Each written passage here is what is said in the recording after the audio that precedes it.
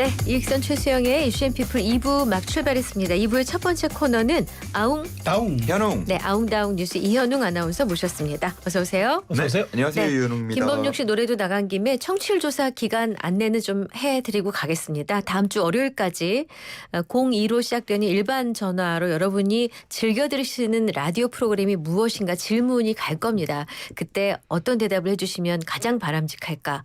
저희가 가상 답안을 마련해 보았습니다. 네, YTN 라디오 이익선 최수영의 이슈앤피플을 듣는다고 하시면 120점 네. 아니면 이슈앤피플이라고 하셔도 100점입니다. 네, 자, 청취율 조사에 참여하셨다는 사실을 가볍게 인증하셔서 저에게 알려주시면 커피 쿠폰을 포함해서 선물 보내드리게 됩니다.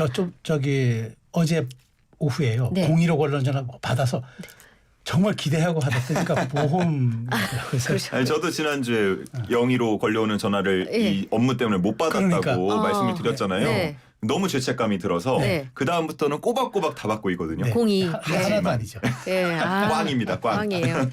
자, 알겠습니다. 자, 첫 번째 소식입니다.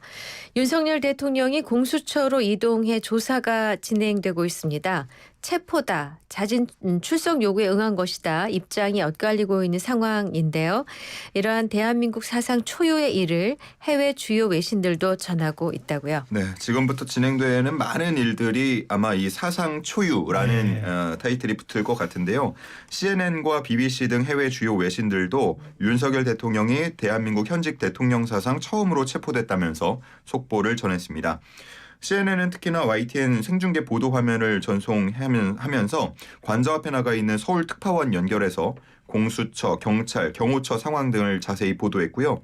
BBC 역시도 홈페이지 중앙에 한국 대통령 체포라는 제목의 큰 라이브 창을 걸었고 그동안 영장 집행이 어려웠던 이유 등에 대해서 자세히 기술했습니다.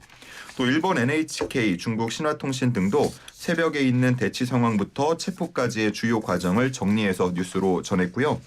한편 뉴욕타임스는 누가 한국 대통령을 수사하는가라는 제목의 보도를 통해서 한국의 복잡한 법 집행 구조를 분석하기도 했습니다. 수사 주체는 누구인가, 적법한가 이런 문제를 두고 국내에서도 혼란이 상당한데 이런 부분을 지적하면서 한국의 정치적 혼란이 장기화할 우려가 있다고 짚었습니다. 한편 이러한 정치적 혼란이 한국 경제에 그림자를 두리우고 있다면서 국내외 투자자들의 신뢰 또 소비자 심리에 부정적인 영향을 미치고 있다는 외신도 있었습니다.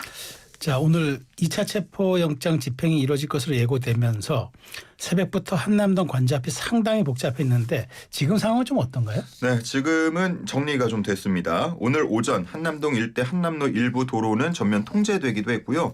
또 일부 지지자들이 도로에 들어눕는 돌발 행동을 보이기도 했습니다.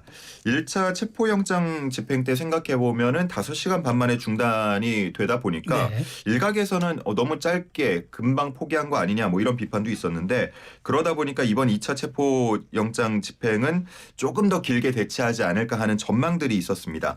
하지만 10시 반쯤 체포영장이 집행되고 또 이후에 윤 대통령이 공수처로 이동하게 되면서 관저 앞에 집회 참가자들은 해산했습니다. 네. 하지만 윤 대통령 지지자들은 대통령을 지키자면서 공수처로 모이자라는 구호를 외쳤는데요. 실제로 현 시각 경기 과천시 정부 서울청사 공수처 앞은 태극기와 성조기를 든 윤 대통령 지지자들이 모여있는 상황입니다. 이렇게 많은 사람들이 모이는 만큼 충돌 우려도 높았는데요. 이를 둘러싸고 심정지 상태의 부상자가 발생했다라는 등의 좀 사실이 확인되지 않은 정보가 오전에 퍼지기도 했습니다. 일단 크든 작든 부상자가 발생해서는 절대 안 되겠고요. 네. 그리고 혼란스러운 상황을 더 심화할 수 있는 가짜 뉴스를 만들거나 공유하지 않는 것에 대해서도 우리가 주의가 필요해 보입니다. 네. 네.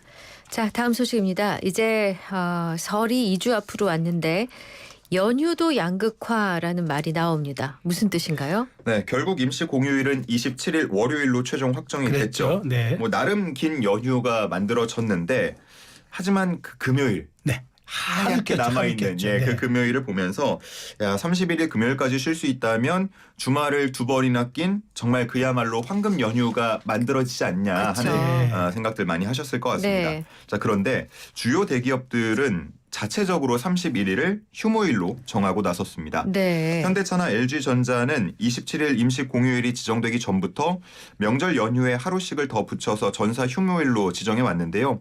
이번에는 31일 금요일을 휴무일로 지정한다라고 사내 공지를 네. 했고요.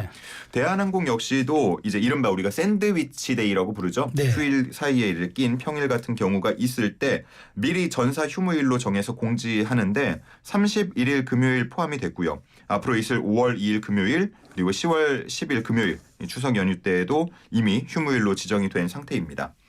뭐 이렇게 전사 휴무일이 아니더라도 권장 휴무일로 지정하는 대기업들도 많은데요. 네. 연차를 사용하도록 독려하는 겁니다. 그렇군요. 뭐 삼성전자, CJ 제일제당, 신세계백화점 등이 해당하고요. 네. 그리고 주 4일제를 운영하는 기업들도 있지 않습니까? 네네. 뭐 격주로 보통 운영을 하는데 이런 격주 4일제 근무제가 도입된 곳들 역시도 31일 금요일에 다수의 직원들이 쉴 예정입니다. 이렇게 대기업 상당수는 31일 금요일에 직원들이 쉴 수 있는 환경이 조성돼 있는데 네. 중소기업 혹은 그렇죠. 자영업자는 네. 상황이 다르죠. 네네. 1년을 통틀어서 주어진 연차를 다 쓰지 못하는 네. 경우도 워낙 많고요. 네. 이렇게 특히나 모두가 쉬고 싶어하는 날짜에 연차를 내려고 하면 그 안에서 상당한 눈치 싸움이 벌어집니다. 네네. 그렇겠네요. 특히나 뭐 31일 월 말이다 보니까 월별 마감 또 결산 정리를 해야 하는 때이기 때문에 출근은 피할 수 없다고 말하고 있는데요. 상황이 이렇다 보니까 쉬는 것도 양극화라는 이야기가 나오고 있습니다. 그렇군요. 예, 또 양극화 얘기가 나왔는데 또 돈 얘기를 또 하게 됩니다. 결국 우리나라에서는 어느 정도 자산이 있어야 부자라고 할 수 있는가 하는 이른바 부자 보고서가 발표됐다는데 내용 좀 소개해 주시죠. 네, 매년 금융사들이 이 부자들을 분석하는 이른바 부자 보고서를 발표합니다. 한화생명이 몇 년 전에 발표한 걸 먼저 보면 상위 1% 그리고 상위 0.1% 이렇게 나눠서 기준을 조사했는데 네. 상위 1% 가구의 자산이 29억 2천만 원 정도로 나타났고요. 네. 상위 0.1% 가구의 자산은 76억 정도로 나타났습니다. 네. 네. 상위 1% 뭐 숫자로 따져보면 20만 가구가 넘는 걸로 조사가 됐는데요. 평균 가구원이 2.8명 정도 되다 보니까 사람 수로 따지면 한 60만 명 가까이가 네. 상위 1% 부자로 나타났습니다. 네. 한편 KB금융지주는 이 부자를 금융자산 10억 원 이상 보유한 개인으로 정의를 했는데 네. 금융자산 10억 원 이상 100억 원 미만을 자산가, 그 이상의 300억 원 미만은 고자산가, 그리고 300억 원 이상은 초고자산가 이렇게 구분하기도 네. 했습니다. 네. 부자 위에 부자가 있고 그 네. 위에 또 부자가 그러네요. 있는 그런 상황입니다. 그리고 이 보고서에서 부자들이 보는 부자는 네. 과연 기준이 어느 정도 되느냐 이 부분에 대해서도 조사를 했는데 네. 부자들은 총 자산이 100억 원 정도는 있어야 아. 부자다라고 인식하는 걸로 나타났습니다. 네. 자, 국세청의 경우는 공식적으로 부자를 정의하는 기준은 없는데 네. 하지만 금융소득 종합과세대상 기준을 연간 이자와 배당소득 2천만 원 초과로 잡고 있고 또 종합부동산세 대상 기준을 보자면 12억 원을 초과하는 가치의 주택을 한 채 소유한 사람이 해당이 되겠습니다. 네. 그렇군요. 자, 근데 부자가 어디에 주로 사는지, 자산은 어떻게 구성되는지에 대한 내용도 있군요. 네, 조금 전에 말씀드렸던 이 KB금융지주의 한국 부자 보고서에 포함된 내용인데요. 네. 금융자산 10억 원 이상을 가진 우리나라 부자 중 절반 가까이, 그러니까 구체적으로는 45%가 서울에 거주하는 것으로 나타났습니다. 네. 이어서 경기, 부산, 대구, 인천 순이었고요. 네. 서울 내에서 따져봤더니 역시나 이른바 강남 3구라고 부르는 서초, 강남, 송파 지역에 절반 가까이가 몰려 있었습니다. 네. 부자들의 자산은 어떻게 구성이 네. 돼 있는가를 봤더니 네네. 부동산이 55%, 아. 그리고 금융자산이 39% 수준이었고요. 네. 그 외에는 회원권, 또 예술품 같은 것들이 포함이 돼 있었습니다. 네. 그리고 부자들은 어떤 이 자산에 관심이 있는가 하고 봤더니 역시나 국내 부동산 투자가 1위로 네. 나타났고요. 네. 금과 같은 실물 투자 그리고 국내 금융 투자 순으로 나타났습니다. 그렇군요.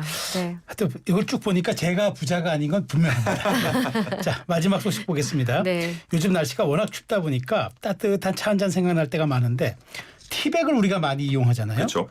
근데 이게 티백을 이용한 차는 별로 건강에 좋지 않다는 소식이네요. 네, 모두가 다 그런 건 아니니까 일단 안심하시고요. 자세히 들어주시기 바랍니다. 미국 뉴욕타임스가 최근에 보도한 내용입니다. 네. 티백을 뜨거운 물에 타 먹었을 때 방대한 양의 미세 플라스틱이 나올 수 있다라는 네. 그래요? 걸 문제 삼은 겁니다. 네. 네. 이 보도에 따르면 작년에 진행된 한 연구에서요. 티백으로 차를 끓였을 때 1ml당 12억 개에 달하는 작은 플라스틱 조각이 방출되는 것으로 나타났는데요. 네. 이러한 미세 플라스틱은 염증성 장 질환과 심혈관 질환 또 암 등을 유발할 수 있기 때문에 주의를 요구한다라는 내용이었습니다. 네네. 하지만 말씀드렸다시피 모든 티백이 다 문제는 아닙니다. 네. 이 티백이 플라스틱으로 만들어졌는지 아니면 종이나 식물성 물질로 아하. 만들어졌는지에 따라서 다를 수 있다는 건데 네. 근데 우리가 티백 타 먹을 때 그 종이 아니었어요? 잘 모르잖아요. 그러니까 이게 종이라고 플라스틱이 생각하는 거지. 종인 줄 알았는데. 네. 어머. 종이인지 뭔지 모르기 예. 때문에 전문가들은 그냥 잎 그대로 된 아. 차를 선택하는 것이 더 네. 건강에 좋다라고 얘기를 하고 있고요. 아니면 이 티백을 흐르는 물에 한번 헹구고 나서 그리고 나서 타 먹으면 미세 플라스틱을 제거하는 데 도움이 된다라고 얘기하고 있습니다. 반대로 플라스틱으로 된 티백을 이용할 경우에 이게 들어가 있는 상태에서 뜨거운 물을 더 추가해서 먹게 되면 네. 미세 플라스틱이 다량 방출될 수가 있기 때문에 더 위험할 수 있다라고 지적하고 있습니다. 와, 티백 하나에 3번은 우려 먹는데. 저도 보통 그랬거든요. 그럼 무슨 플라스틱을 아주 진국으로 우려먹는 그러니까. 아니 근데 조금 불편하게 살면 이게 다 해결되거든요. 그냥 우리 찻잎 그저 우려서. 찻잎 네. 우려 좀 귀찮고 그렇죠. 그냥 텀블러 갖고 다니고 장바구니 좀 쓰고 되게 불편하지만 요것도 적응해 버리면 이 걱정은 들 텐데 덜 텐데. 네. 아, 이런 캠페인이 또 봄물 터지듯 어느 날 터질 거예요. 저희도 한번 하죠. 좋습니다. 자, 준비된 뉴스는 모두 살펴봤습니다. 이제 퀴즈 내주세요. 네, 오늘 참 돈 얘기를 많이 하게 그러게요. 됐는데요. 맞아요. 예. 양극화. 아일랜드의 대문호 오스카 와일드는 이런 얘기를 하기도 했습니다. 돈은 모든 것을 살 수 있다. 하지만 이것은 살 수 없다. 이것은 살 수 없다. 여기서 이것에 해당하는 것은 무엇일까요? 시간, 목숨 더 해당되잖아요. 근데 그건 아니다 이거죠. 근데 요즘에 보면은 시간과 목숨을 구하는 것도 같아서 돈으로 시간을 살 수 있어요? 뭐 그런 경우들이 있지 않을까요? 시간이 아닌 건 분명하다는 거지. 그러니까 여유를 살 수 있다. 네, 그렇습니다. 아, 근데 어쨌든 시간과 목숨은 오늘 아니다. 정답은 아닙니다. 네. 네. 두 글자예요. 두 글자입니다. 자, 그럼 영양 과다 날지 못하는 작금의 사태로 다시 과로를 하게 된. 그래서 오늘 정장을 갖춰 입은 네. 힌트 요정 어서 오세요. 네, 힌트 요정 나왔습니다. 네. 힌트를 좀 어떻게 드릴까 고민을 했는데 네. 일단 좀 쉽게 말씀드릴게요. 우리 이제 엄마가 아낌없이 주는 걸 모성애라 그러고 네. 아빠가 전 나무라고 할 뻔해. 아낌없이 주는 나무도 있지만 모성애. 아, 네, 모성애. 아빠는 뭐 부성애 이렇게 네. 연인과의 애정도 있잖아요. 그렇죠. 그러니까 이게 우리가 서로 아끼고 좋아하고 소중히 여기는 마음과 행위를 얘기하는 순우리말입니다. 이게 순우리말이에요. 순우리말. 그리고 보통 사람이 마지막에 유언을 할 수 있다든가 그 마지막 순간에 가족이나 누군가에게 해라고 얘기하죠. 그렇죠. 그래서 네. 제가 짧게 또 뭐 노래 한번 부르면은 1000만 번 더 들어도 기분 좋은 말. 땡땡해. 아, 1000만 알겠어요. 번 더 들어도 기분 좋은 말. 이현웅 아나운서는 그 노래 모를걸요? 노래는 모르는데 저도 떠오르는 대사가 있습니다. 이 오스카 와일드의 얘기에 어떻게 보면 반발하는 그 드라마 속 대사가 네. 있었던 것 같은데 네. 이거를 얻기 위해서 얼마면 돼? 얼마면 되겠어라고 했던 오, 네, 그 대사가 알겠어요. 떠오르네요. 알겠습니다. 우리 힌트가 너무 과해요, 늘. 샵 0945, 우물정 0945, 단문 50원, 장문 100원 유료 문자, 그리고 YTN 어플과 실시간 유튜브 댓글창은 무료입니다. 정답 주실 동안에 태진아의 사랑은 돈보다 좋다 노래 준비했고요. 이현웅 아나운서 보내드리겠습니다. 수고하셨습니다. 잘 들었습니다. 고맙습니다.